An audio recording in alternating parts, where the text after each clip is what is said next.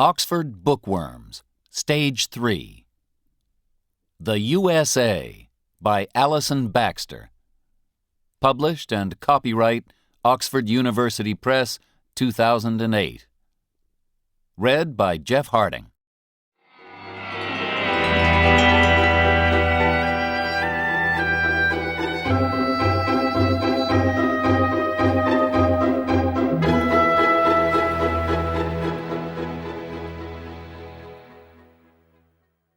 Chapter 1. In the Beginning. Think of a big, beautiful, empty land with mountains, forests, lakes, animals, and fish, but no people. This was America 16,000 years ago. Around that time, the first people probably arrived in Alaska from Asia.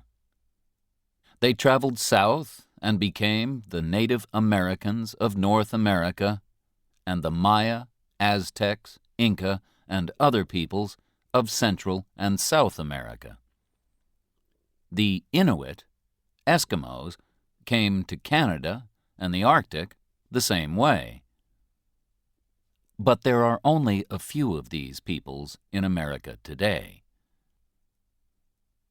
In the 16th century, Europeans started to come to America, and soon after that, they brought slaves from Africa to work for them.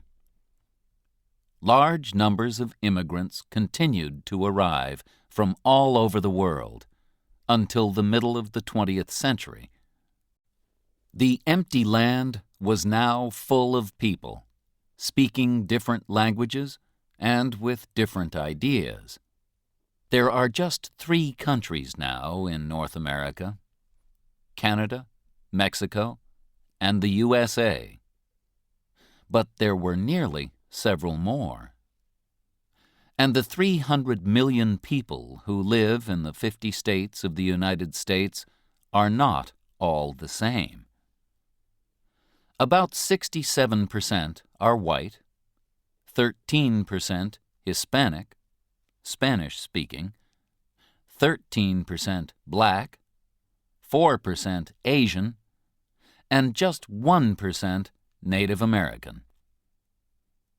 Most of them speak English, but it is not the same English as people speak in Britain, and many Americans speak Spanish as their first language. So, how was the USA born? How did it grow? What kind of country is it now? This book will try to answer those questions and many more.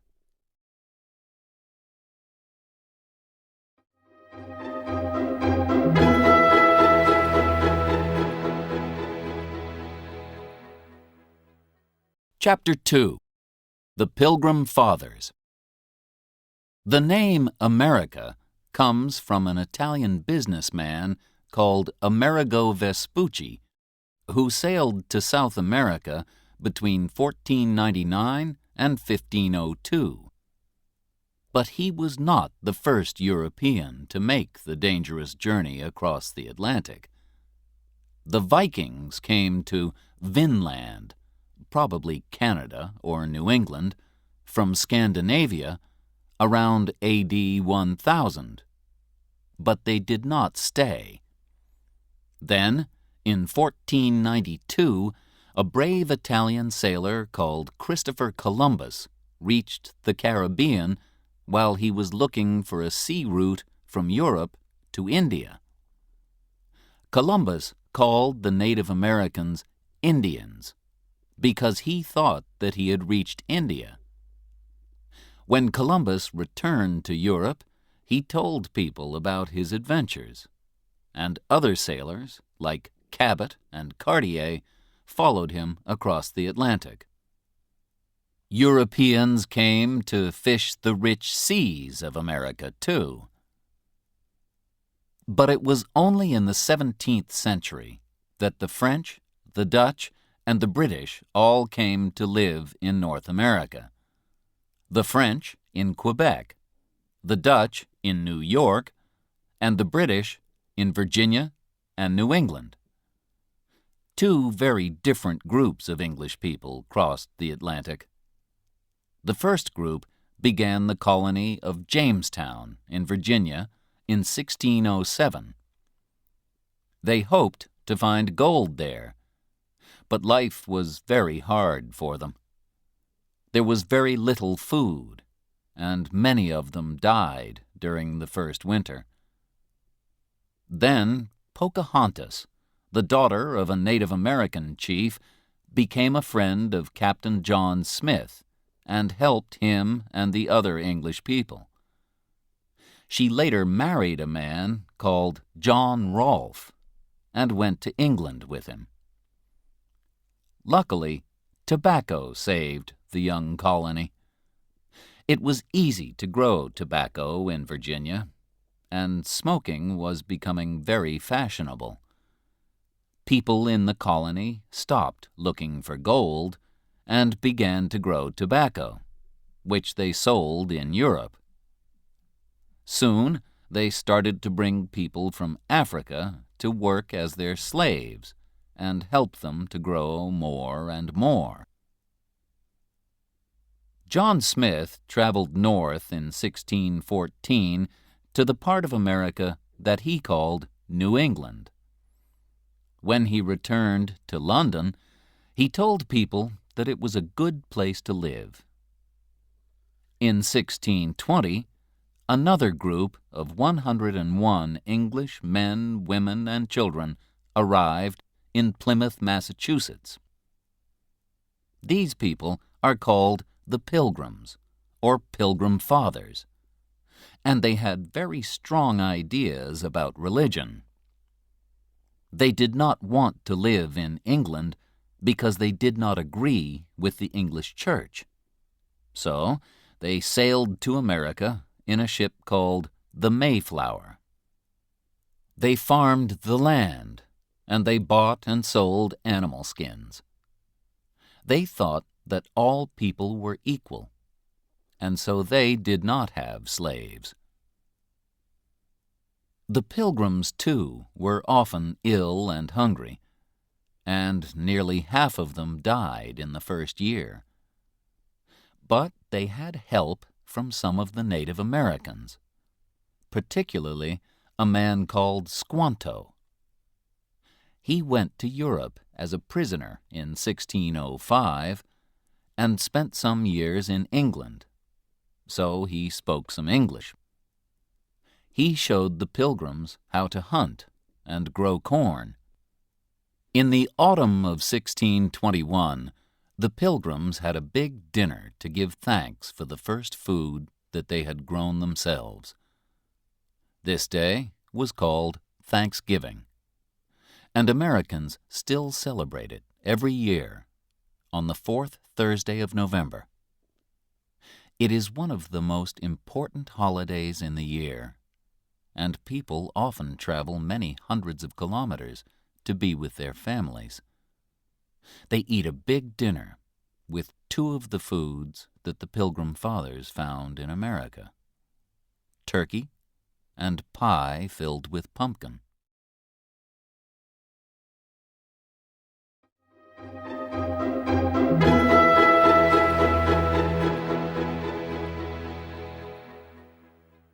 Chapter 3: The War of Independence. More and more British people came to live on the east coast of North America in the 17th century, starting colonies in Maryland, Rhode Island, Connecticut, New Hampshire, North and South Carolina, New Jersey, and Pennsylvania. Georgia followed in the 18th century, when the British also took New York and Delaware from the Dutch. By 1770, there were 13 colonies along the east coast of North America, and they were all governed by Britain. But Britain was a long way away, and the people of the colonies became angry at the high taxes that the government made them pay. In December 1773, a group of men threw 342 boxes of tea into the sea at Boston because they did not want to pay the British tax on it. This was the Boston Tea Party. The British government was now angry too, and in April 1775, some Americans fought a group of British soldiers at the towns of Lexington and Concord, near Boston in Massachusetts. More and more Americans arrived until the British soldiers had to move back to Boston. A few months later, after the Battle of Bunker Hill near Boston, it was clear that Britain was at war with its American colonies. A rich farmer from Virginia, George Washington, became the chief of the American Army. People tell a story about Washington to show that he was an honest man. They say that when he was a boy, he cut down a tree, and this made his father angry.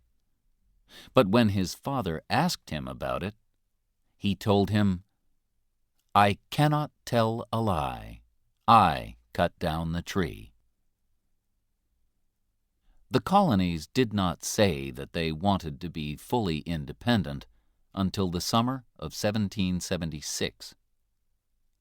A man called Thomas Jefferson wrote the famous Declaration of Independence, where he said that the king, George III, was not a good king because he had not let his people have their rights: the right to life, to freedom, and to happiness. The day of the Declaration of Independence, the 4th of July, is another important American holiday. The Americans finally won the war in October 1781, and 2 years after that, they were free to govern themselves.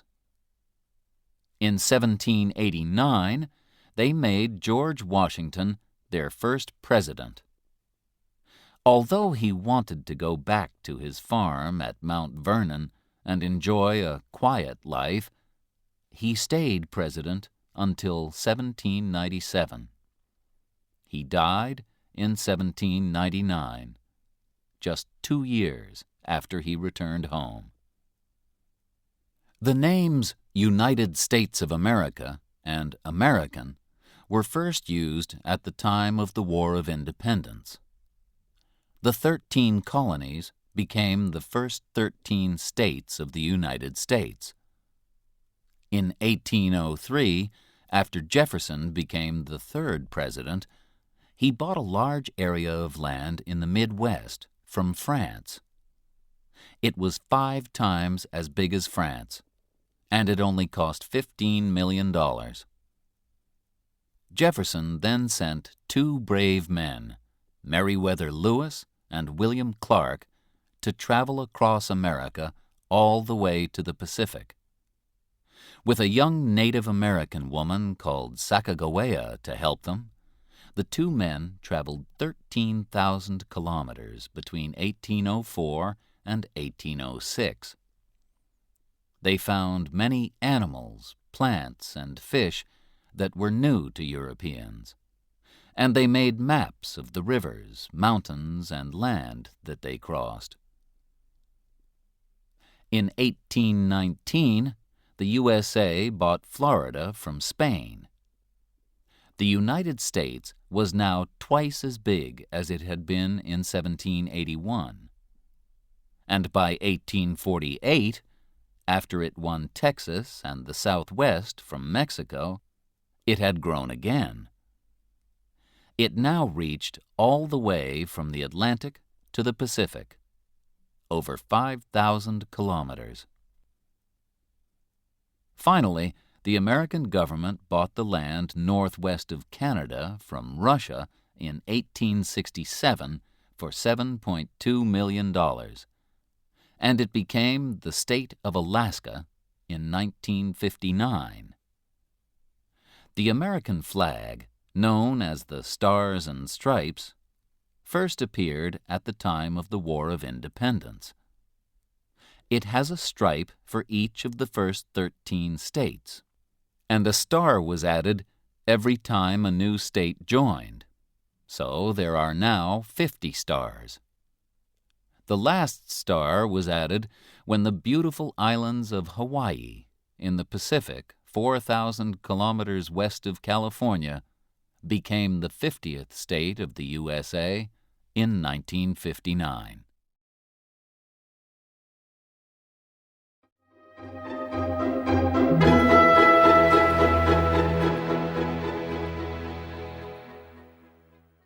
Chapter 4.